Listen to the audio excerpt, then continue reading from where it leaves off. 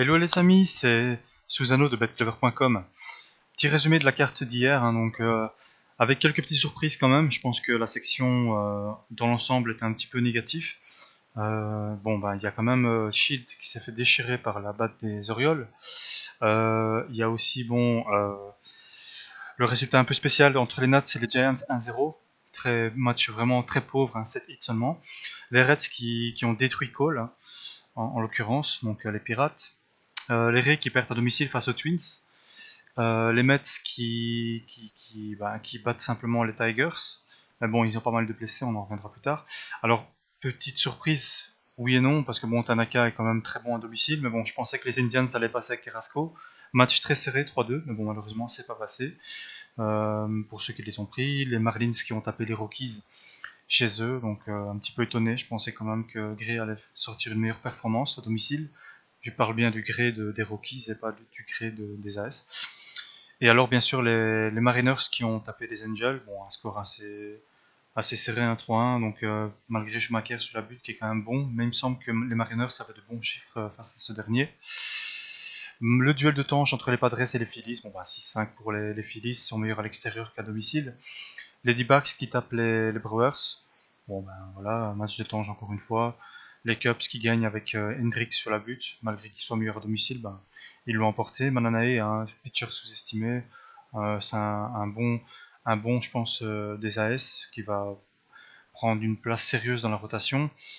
Et les Braves, bien sûr, qui déchirent Wainwright, très étonné, surtout dans les deux premiers innings, pour après ne plus rien scorer. Match très spécial, 20 hits, très bizarre. Ventura qui gagne son duel face à Stroman, j'étais un petit peu étonné, je pensais pas. Ventura, je pense que c'est le ace qui n'est pas un ace, donc c'est un peu spécial. Mais donc voilà, dans l'ensemble, les Rangers qui gagnent leur duel face aux Astros, malgré qu'ils soient à domicile. Musgrove qui est un top prospect à la base, qui a prouvé qu'il avait les épaules, le gamin, parce qu'il a concédé aucun run, je pense. J'ai vu en tout cas jusqu'au 6ème inning. Voilà, sinon dans l'ensemble, soirée un petit peu carotière, je pense, pour pas mal de personnes. Mais bon, aujourd'hui c'est un autre jour, avec bien sûr la défaite, j'avais oublié, des Red Sox hier, avec Price qui choke encore une fois, qui est sorti dans le 5ème inning. Incompréhensible, sachant qu'il avait quand même pas de mauvais chiffres face aux Dodgers. Mais bon, pour moi, justifie pas son contrat. Une telle rotation chez les Red Sox, ça tiendra pas sur la saison, dans les séries, ça c'est certain. Que ce soit au niveau de la rotation en elle-même des starters, des releveurs, c'est nul quoi. C'est nul tout simplement. Ortiz qui peine un petit peu pour le moment, Ramirez qui est dans le mou aussi, ça tourne pas très bien, donc c'est très inconstant. Faudrait faire attention avec les Red Sox pour le moment. Carte du jour, petite carte, on va résumer assez rapidement. Avec une belle carte pour ma part, je pense. Alors là, je pense qu'il y a une grosse value sur les Rays aujourd'hui.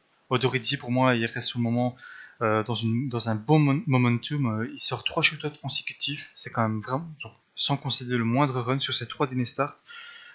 Franchement, c'est le pitcher des Rays qui est le plus en forme pour le moment. Malgré Archer qui revient bien, malgré qu'il soit sur la route et que j'aime pas jouer les Rays sur la route, franchement, il y a une grosse value. Dickey, c'est loin d'être un pitcher en forme pour le moment.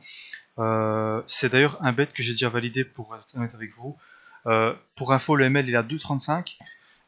L'handicap, le RL plus 1,5, il est à, je pense, 1,72, quelque chose comme ça. Vraiment, c'est très intéressant.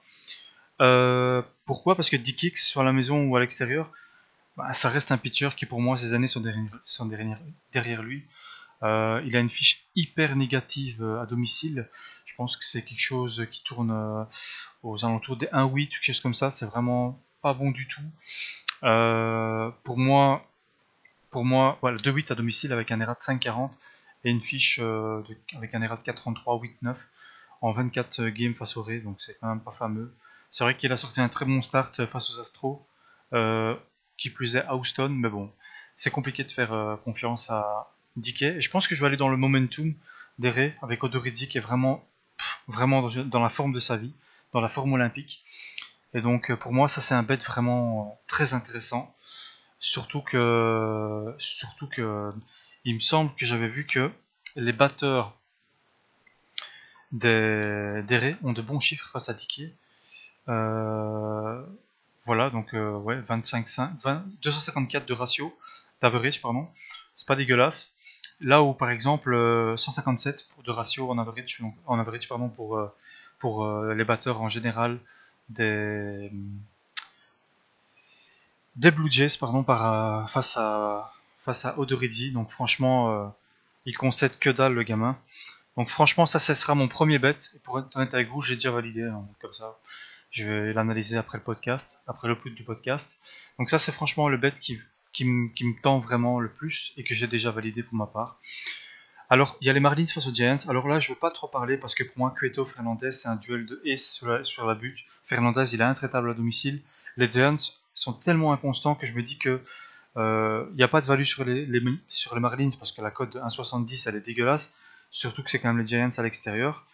Et bon, avec Cueto sur la butte qui plus est, je dirais plus qu'il y a une value sur les Giants. Mais bon, ils sont tellement inconstants que je vous dirais simplement de ou vous jouez rien, ou vous jouez un under, mais avoir le cut bien sûr. S'il est à 6.5, oubliez.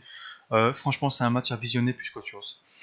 Les Brewers face aux Braves. Alors là, Wallen envoyé à la boucherie pour les Braves. Pourquoi parce que Davis, il est intraitable, surtout à domicile avec le Brewers.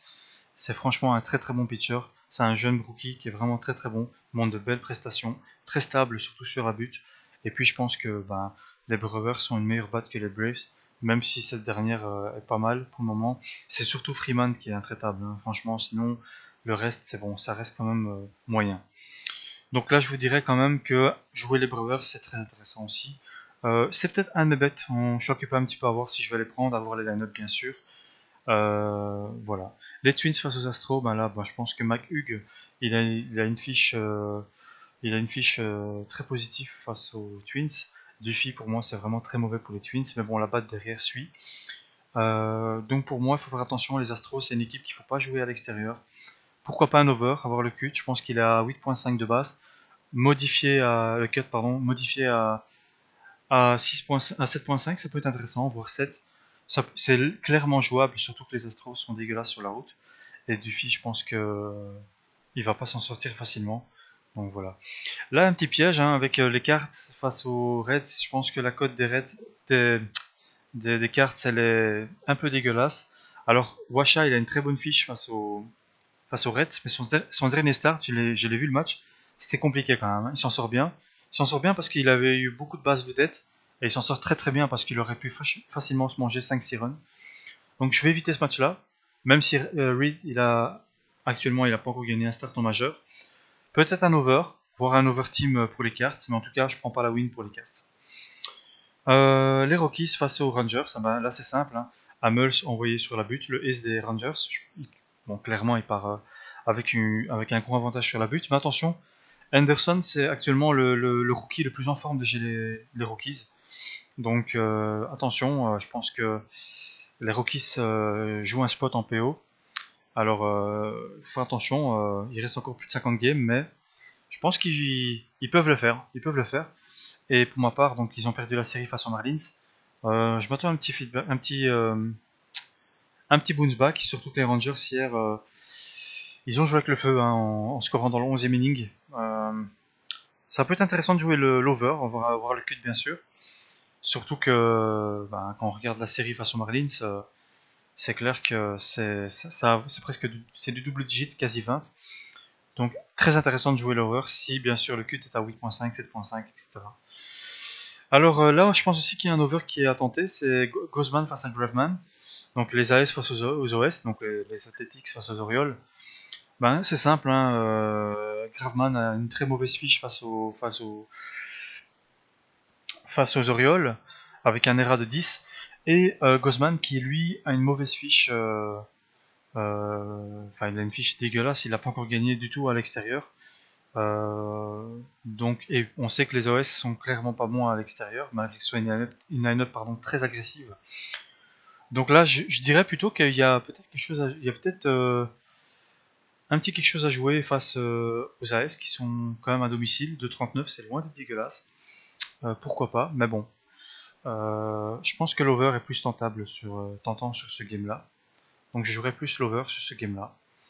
Très intéressant même, je pense. Les Dodgers hier qui ont battu les Red Sox, hein, qui ont envoyé Urias aujourd'hui. C'est leur jeune prospect. face à Eflin de chez les Phillies. Alors les Phillies, c'est clair que c'est dégueulasse, hein, mais bon, sur la route, c'est clairement meilleur. Ils ont gagné la série face aux Padres, ils ont gagné la série face aux Giants. Attention quand même, hein, ils ont gagné la série face aux Braves.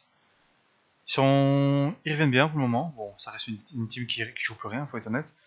Mais la cote de près de 3 est selon moi value. Je pense qu'il y a un RL qui a tenté.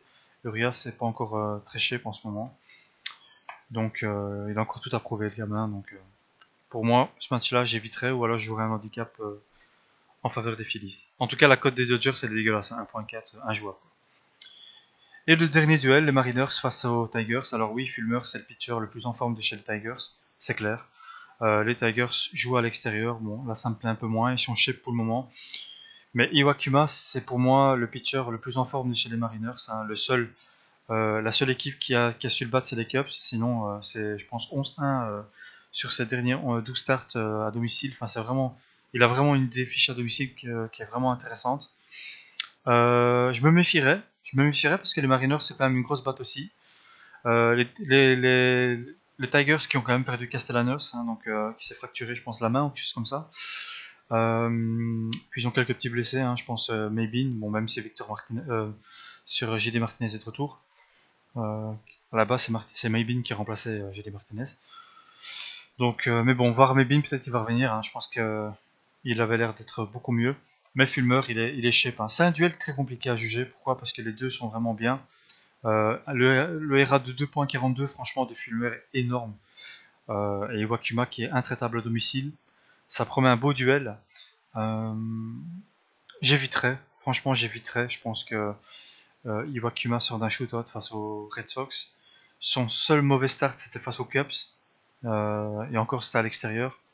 À domicile il est intraitable. Franchement, peut-être un under, qui sait. Ça peut être intéressant. Voilà, je pense que pour le moment, on va résumer. Hein. Le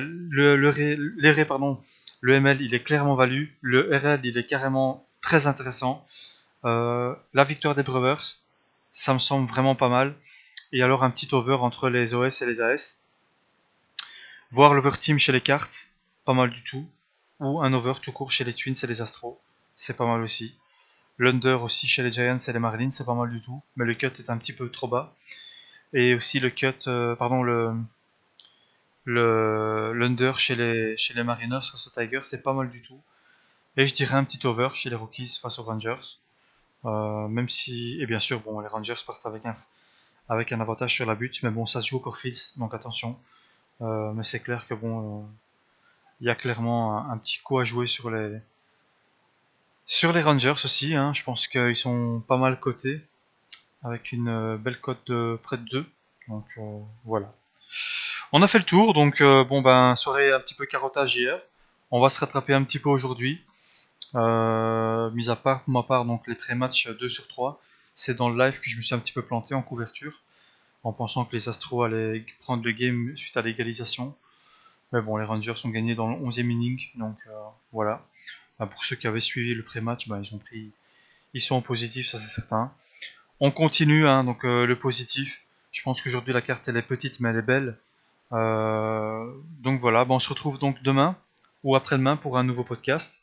Et je vous souhaite plein de verres dans la section. Ciao ciao!